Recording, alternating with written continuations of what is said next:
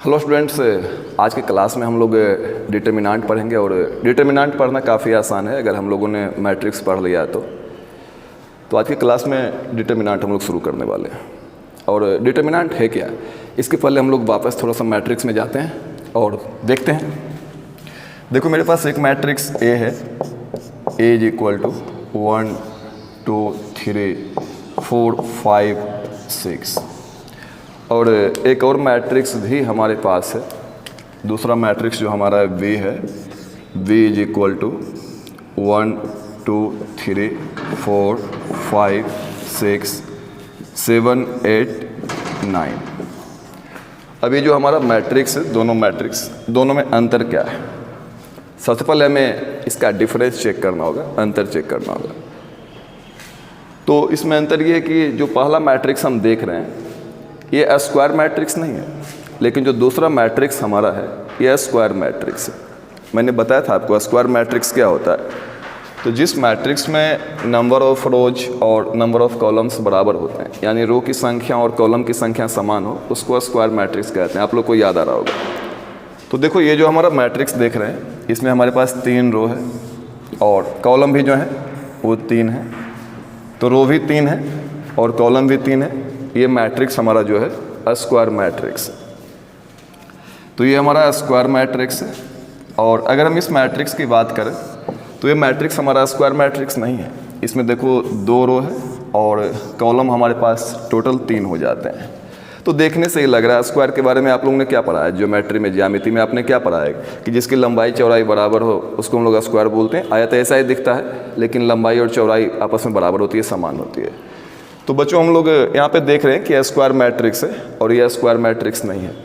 तो जितने भी स्क्वायर मैट्रिक्स होते हैं वो एक संख्या से संबंधित होते हैं, एक नंबर से एसोसिएटेड होते हैं और उसी संख्या को हम लोग उसका डिटर्मिनेंट बोलते हैं। तो देखते हैं क्या डेफिनेशन है इसकी।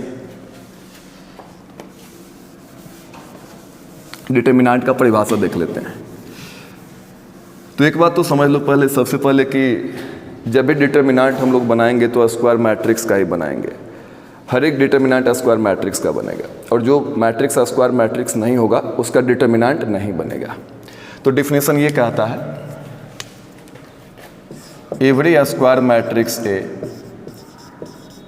एवरी स्क्वायर मैट्रिक्स ए, जो भी स्क्वायर मैट्रिक्स ए है, इज एसोसिएटेड, ये एसोसिएट होता है, associated, every square matrix A is associated with A number,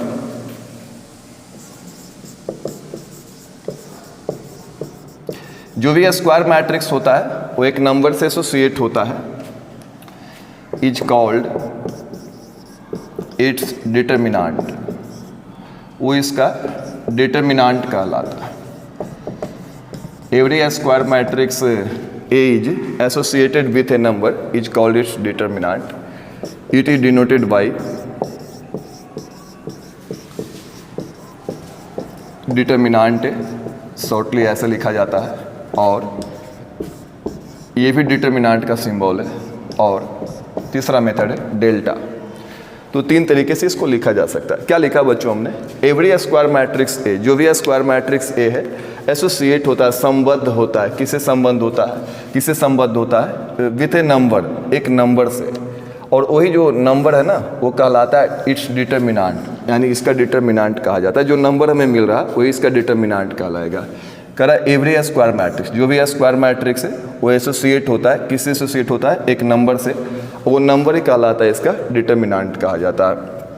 इसको डिनोट करने का तरीका, 3 तरीका डिटर्मिनेंट लिखने का। या तो ऐसे लिखा हुआ आपको मिल जाएगा, DET लिखा हुआ रहेगा फिर ब्रैकेट में, या फिर ए के दोनों साइड मॉड टाइप का साइन रहेगा। देखने में ये मॉड लग रहा है लेकिन ये पॉजिटिव निगेटिव कुछ भी हो सकता है। ये डिटर्मिनेंट का सिंबल है, ऐसा मत समझना कि मॉड है पॉजिटिव देगा। और डिटर्मिनेंट को लिखने का तीसरा तरीका है, हम डिटर्मिनेंट को डेल्टा से डिनोट कर सकते हैं। हिंदी में इसको लिखते हैं, प्रत्येक वर्ग अवयव, जो भी हमारे पास वर्ग अवयव होता है, प्रत्येक वर्ग अवयव ए किसी संख्या या व्यंजक से संबद्ध होता है, किसी संख्या या व्यंजक से संबद्ध होता है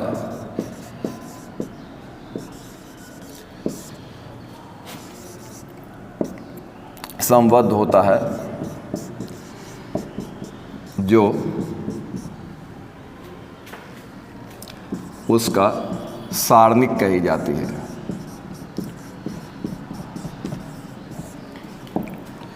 सारणिक कही जाती है। तो बच्चों ये डेफिनेशन से तो स्पष्ट है कि हम लोग जब भी डिटर्मिनेंट बनाएंगे तो वह स्क्वायर मैट्रिक्स का ही बनेगा। लिखने का 3 तरीका है, 3 तरीके से सूचित कर सकते हैं इसे। डिटर्मिनेंट ए, या ये भी डिटर्मिनेंट ए है, डिटर्मिनेंट ए या डेल्टा से सूचित किया जाता है, सूचित किया जाता है। तो ये 3 तरीका है डिटर्मिनेंट को इंडिकेट करने का। डिटर्मिनेंट है या डेल्टा है, या ये डबल वर्टिकल बार, ये भी डिटर्मिनेंट है या डेल्टा से डिटर्मिनेंट को हम लोग लिख सकते हैं। तो सबसे पहले डिटर्मिनेंट के डिफिनीशन पे आते हैं। डिटर्मिनेंट हम लोग बना किसका सकते हैं, वैसे मैट्रिक्स का डिटर्मिनेंट बना सकते हैं जो कि स्क्वायर मैट्रिक्स है। तो स्क्वायर मैट्रिक्स का डिटर्मिनेंट बनेगा और इसे लिखने के 3 तरीके हैं, ये तो हम लोग जान चुके हैं। अब पहले इसको लिख लो या स्क्रीनशॉट ले लो, इसके बाद आगे चलते हैं। लिख लो इसको जल्दी से।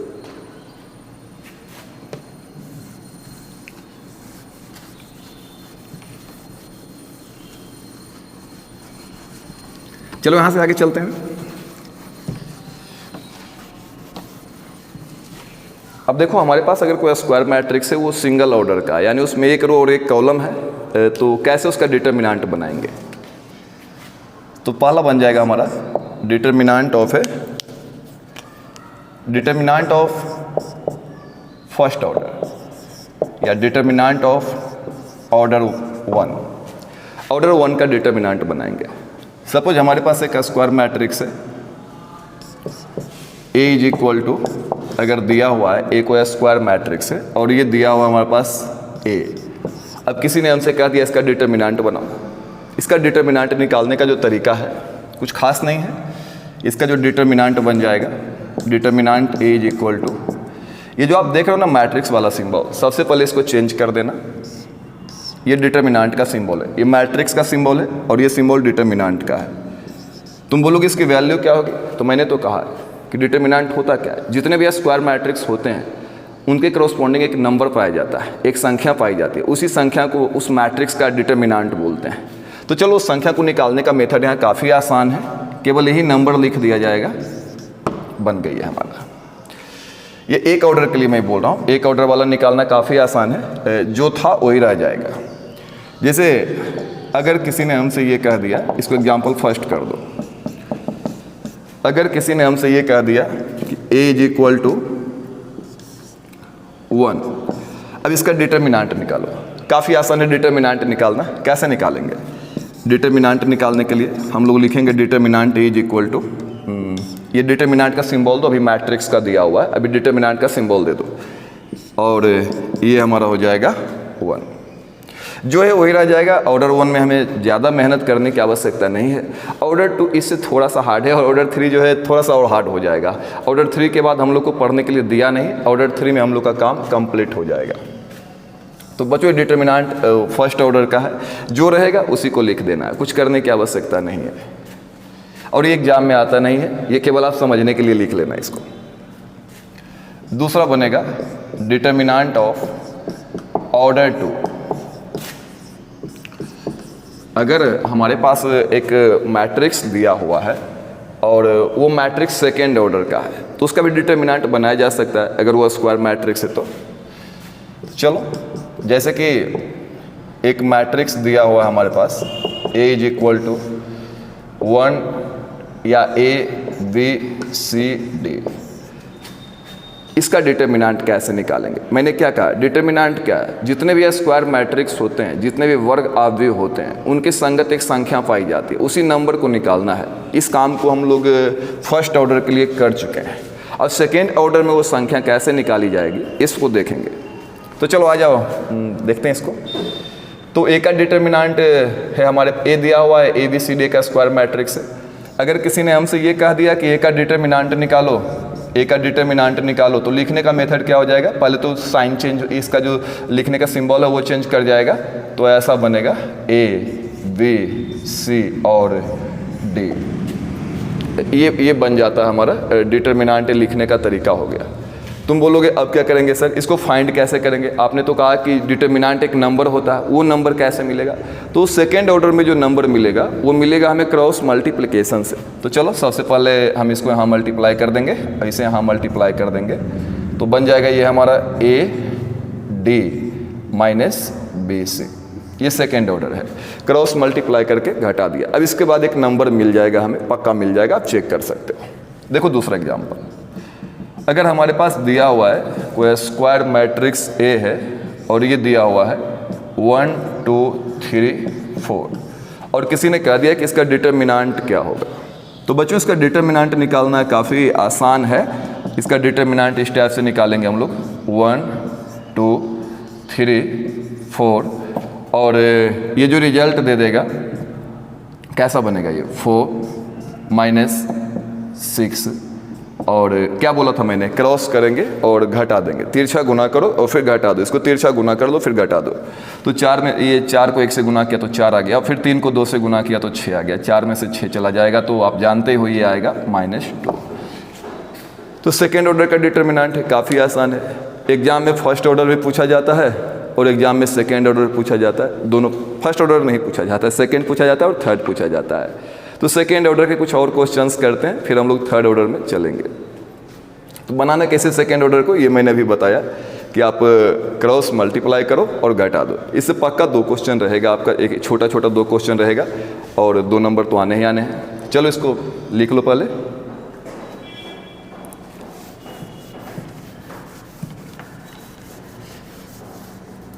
अब यहाँ से हम लोग आगे चलेंगे। सेकेंड ऑर्डर क्या बोला मैंने, तिरछा गुना करो और घटा दो।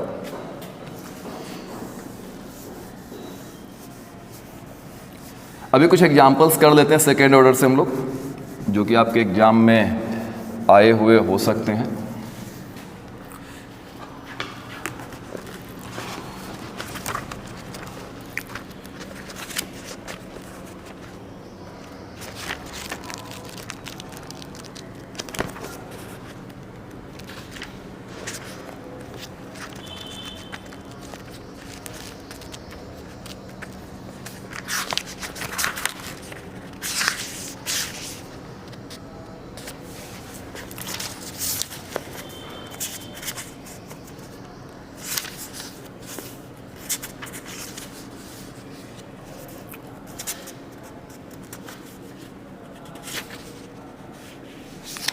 देखो बच्चों एक क्वेश्चन है, ये आया हुआ है 2021 में आया हुआ है।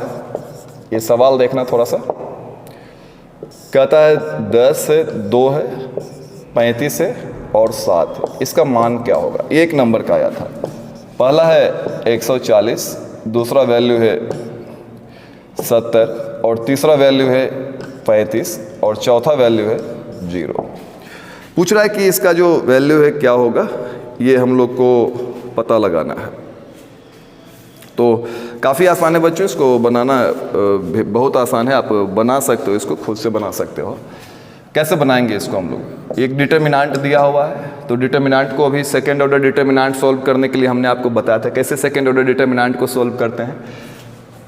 तिरछा गुना करो, 10 को 7 से गुना कर लेते हैं और घटा देना है, 35 को 2 से गुना कर दो, तो ये हमारा कितना हो जाएगा 70 और ये हमारा हो जाएगा 70।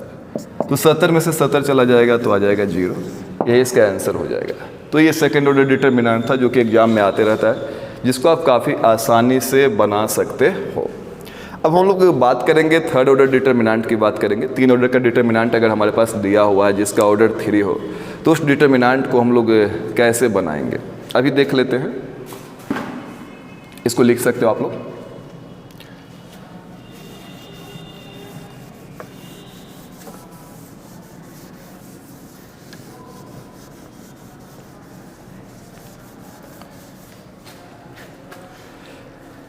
थर्ड ऑर्डर डिटर्मिनेंट में कुछ विशेष नहीं करना है। अगर आपका दिया हुआ डिटर्मिनेंट ऑफ ऑर्डर 3 कहीं भी लिखा हुआ है डिटर्मिनेंट ऑफ ऑर्डर 3। यहीं तक हम लोग को पढ़ना ही है, ऑर्डर 3 का डिटर्मिनेंट कैसा होता है। डिटर्मिनेंट ऑफ ऑर्डर 3 देखना है, तो कैसे होगा ये देखना। जैसे एग्जाम्पल के तौर पे ये थर्ड ऑर्डर मैट्रिक्स से बनेगा, ऐसा रहेगा A B C D E F G H I। अब सुनो कैसे काम करेंगे इसमें। ये थर्ड ऑर्डर डिटर्मिनेंट की सबसे पहली खासियत है, इसको हम 6 तरीके से तोड़ सकते हैं। ये 3 रो हो गया, इससे विस्तार कर सकते हैं, इससे एक्सपेंड कर सकते हैं, इससे इसका प्रसारण कर सकते हैं 3 रो से। या मेरे पास 3 कॉलम है, रो और कॉलम के बारे में मैट्रिक्स में मैंने आपको बताया था। या 3 कॉलम है, इससे भी हम लोग विस्तार कर सकते हैं। तो एक कॉलम हमारा ये हो गया, दूसरा कॉलम, और ये हमारा तीसरा कॉलम। देखते हैं कैसे इसका विस्तार किया जाएगा। तो डिटर्मिनेंट का जो हम लोग विस्तार करते हैं, एक्सपेंशन करते हैं, इसमें करना क्या होता है। सबसे पहली और इम्पोर्टेंट बात कि जब विस्तार करोगे ना, जैसे पहला रो से हमने इसका विस्तार करना शुरू किया, तो ये पहला रो, तो पहले रो के अंदर जो भी सदस्य होंगे उन सभी सदस्यों को लिखना होगा। तो देखो पहले रो में कौन कौन से सदस्य हमारे पास, A है और B है और C है, सभी सदस्यों को लिखा। लेकिन यही ख़त्म नहीं हुआ, इस डिटर्मिनेंट को अगर इवैल्यूएट करने के लिए कहा जाए, इस डिटर्मिनेंट का मान निकालने के लिए कहा जाए, तो यही ख़त्म नहीं हुआ है। पहले तो पहला रो में जो भी सदस्य थे उन सभी सदस्यों को हमने लिखा है, A को भी लिखा है, B को भी लिखा है और C को भी लिखा है। अब इसके साथ भी कुछ लिखना है और उससे पहले देना है साइन। तो साइन क्या होगा उसको हम लोग बता देते हैं आपको। साइन क्या होगा, साइन ऐसे चलता है इसका, प्लस माइनस प्लस अल्टरनेट चलता है। अल्टरनेट कहने का मतलब, अल्टरनेट 2 चीज़ों के लिए यूज होता है। जब दोनों अलग अलग चीज़ें हैं और बारी बारी से आ रही है तो ऐसे चीज़ों को हम लोग अल्टरनेट बोलते हैं।